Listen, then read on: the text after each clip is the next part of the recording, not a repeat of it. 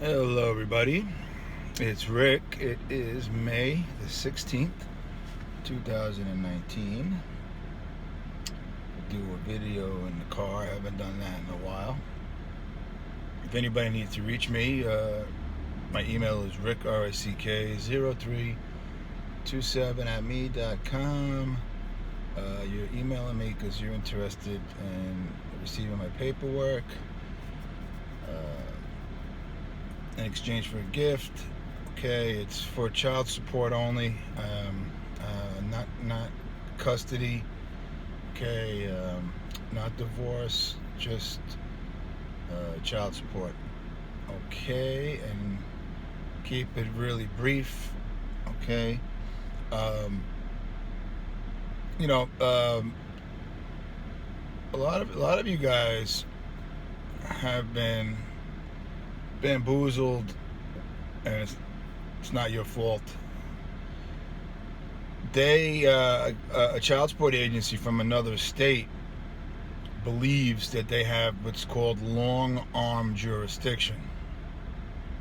Okay, but they only have long arm jurisdiction if you were actually personally served while in the state, and then the proceedings started, and then if you move away.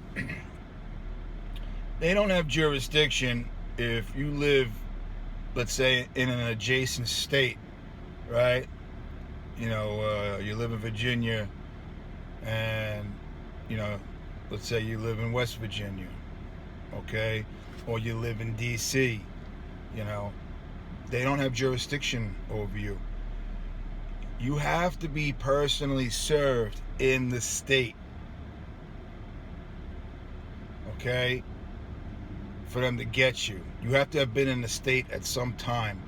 Also, you're supposed to have resided with the child in the state at some time, which is going to be hard to do for some of you that did not know you had a child. Okay, you don't have to participate in these things. You have to challenge them. You always have to challenge them. They do not have any jurisdiction over you. Even if you're in the same state, they have no jurisdiction over you, because you have to give them consent. Okay, remember I told you guys that you're sovereign. All right, you're a sovereign state citizen. Whatever state you were born in, that's the state you were sovereign in. But of course, if you're in a different state, you're sovereign in that state as well. That's why they call the United States. Okay, not United States the corporation, not United States in the 10 by 10 location of the District of Columbia. Okay, that's the federal corporation, and that's remember I told you guys it applies to federal employees, because the federal government is based out of DC.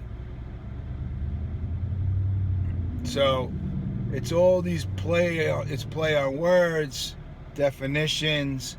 So as I mentioned in my last video, if the state is DC, Virgin Islands, Guam, Puerto Rico, American Samoa, and you're not domiciled in any of those locations, they don't have personal jurisdiction over you. And this makes sense also. See, the state child support enforcement agencies, entities, some states are run by, like in Florida, it's Department of Revenue, and in Texas, it's the Attorney General, but they're contractors.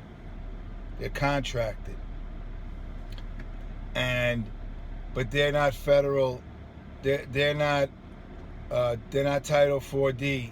They claim they are, but they're not, because they're not located within the jurisdiction of D.C. Blah blah blah.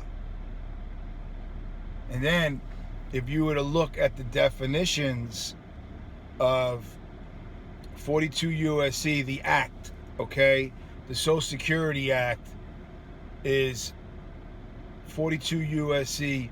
651 through 669 subsection B. It's also 451 through 469. But for the purposes of child support enforcement, it's under 42 U.S.C. 651 through 669 subsection B. Okay?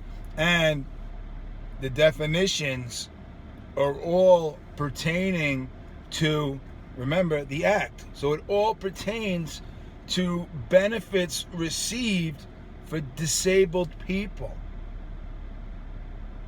So, in order for a custodial parent, or parent, as Amen says, for them to assign rights to the state, the child or the children must be receiving some type of benefit, a federal benefit, supplemental security income. It's amazing. When you dig and you start looking around and finding out that it's not what they want you to believe. They just want you to believe you have to pay child support. That there is no, first of all, there is no presumption of innocence. You ever notice that? As soon as you show up, they're asking you for your information. See, the way it's supposed to work, let's say it was let's say it's legit. They're only supposed to ask for your information after you're found guilty. You understand? Like, there are people who are, let's say you sue an insurance company, right? You go through the whole trial, and let's say you get an award. What happens a lot of times, let's say you get a nice sized award. Let's say you win $600,000. Most of the time, they don't give you all the money all at once. They'll try and work out a deal with you where you get an annuity. So they might say, we'll pay you over 10 years. We'll pay you $60,000 a year over 10 years, which is not a bad move, because for 10 years you're guaranteed $60,000 a year, and that with your regular salary, you could save the money. You get it all at once, you might blow it, right? They're not going to ask for your information, where you want us to mail the checks, who you want the checks made out to, blah blah blah blah. And they don't ask you for that information until after the jury awards you, and let's say that there's no appeal. But with child support, you're guilty automatically, and the reason is because they change your status. You are called a non-custodial parent, those of you that are paying. It's right in the glossary of child support terms. The federal glossary, also every state has a state glossary. So with that being said, that it's a violation also of the Bill of Attainder, because what they're doing is, what a Bill of Attainder does, it's they're laws that focus in on a specific people. Okay, let's say there's a law just for women, a law just for men. You can't do that. Well, child support are the laws against non-custodial parents. That's it. Only non-custodial parents pay child support. So, and they're considered guilty. That's a violation of Bill of Attainder under the United States Constitution of the United States of America, Constitution for the United States of America, Article 1, Section 10. Okay, I forget the subsection of 10, but it's there, trust me. And I believe some states have Bill of Attainder in their constitution. I'm not sure, but that's another way to go at them. For people who have my paperwork, when you get the paperwork, what I do is when I send you the paperwork, I usually send it in order of importance. So like the first email you get is I might send you the instructions first, and then I might send you then I'll send you the folder that the instructions were for. Let's say, so the first, I'll send you instructions, then I'll send you affidavits to file before going to court. Then I'll send you instructions for affidavits to send to the child support agency. That's a very important folder, the affidavits for child support agency. A lot of times you guys get focused in on just the court aspect of it. But to me, I think the child support agency affidavits may be more important, because you can communicate with the child support agency at any time, whereas at court you have to wait for a specific date. Okay? And then what if you're dealing with a hard ass that won't answer your questions or anything? That way, when you send a communication to the child support agency, let's say you're going to send a cease and desist, or you send a rebuttal.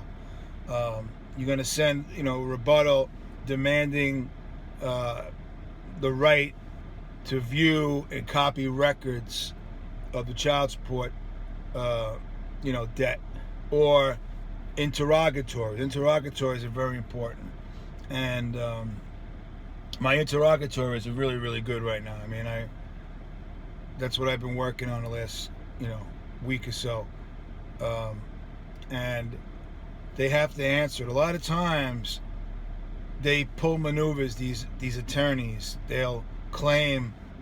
See, they don't have to answer if they claim they don't understand the question. They're feigning ignorance.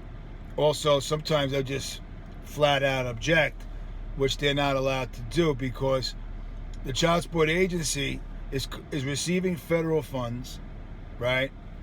They're following certified federal rules, CFR. Okay, they were established under 42 U.S.C. 654, subsection 3. Then they have a cooperative agreement under 654, subsection 7. So they have to follow federal rules. And under Federal Rule 33B, a private entity and a governmental entity under subsection B, I think it's B2. You could check. You could look it up. They cannot object. It says right there. They cannot object to interrogatories, and you got to give them 30 days to respond after they receive it. So you're gonna notarize the interrogatories, and then you're gonna send it certified or registered. Or when you really want to be careful, you get somebody in your family, you get your wife, your girlfriend, or whatever, and for the women, your boyfriend, your husband, and you fill out an affidavit of service like you do for the court paperwork, and you send it registered or certified mail. That way you could check online to see when they got it. Okay? I just did something similar. I just got $1,400 taken off of my credit. Okay? 5 years ago, I was living in Florida, and we lived there for 3 months. We didn't like it. And it was a small stain on the rug. Nonsense. And these creeps claimed it cost $2,000 to clean. So they kept my $700 deposit because we had pets, and told me, they claimed it was $2,100, and then they claimed I owed them $1,400. with no receipt or anything. So, I have need to take it off my credit because I'm going to be doing something soon. And so it's there. So what I did was I sent them, I typed up my own letter, okay, and I sent it to them. I gave them 5 days. They didn't respond. Then I sent a secondary letter and told them that I showed them the proof that they received it, that they had 5 days, and that I'm going to present this as evidence in court to sue them, and it's going to cost them a lot, money, unnecessary fees to defend themselves in court. Well, they told me I don't have to pay the money anymore, and then they had it removed off my credit. Okay, just by doing something like that, by sending it certified mail, and then you could check when they received it online. You could do the same thing with the child support agency. Okay, so that's why I feel that the child support agency affidavits are really important. And those of you who have my paperwork, okay, you don't got to send all of them. You could just send, usually 3 is good. Okay, you could send the cease and desist interrogatories, and I numbered them, and I have the instructions explaining what they do. The rebuttal demanding, proof of default or whatever. If you're in default, you just read them, and whatever you're facing right now. Let's say they claim you're in default and you owe arrears. Look for the affidavit that says I need to see proof of arrears, proof that you can't be in default unless you sign an agreement. Okay? You cannot be in default unless you signed an agreement and you violated that agreement. Okay? They just want you to think you're in default if you don't show up to court. That's bullshit. Okay? You have to consent to go to court. Again, they work off of presumptions. They're presuming that you know that because it's public record.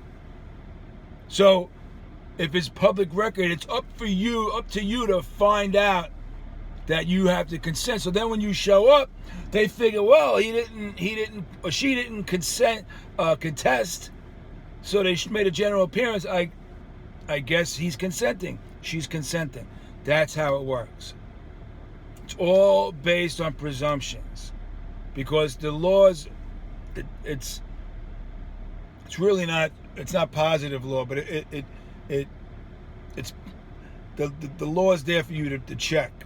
Okay, the Uniform Interstate Family Support Act says it right under Article 2, Section 201, jurisdiction, where it says you must consent.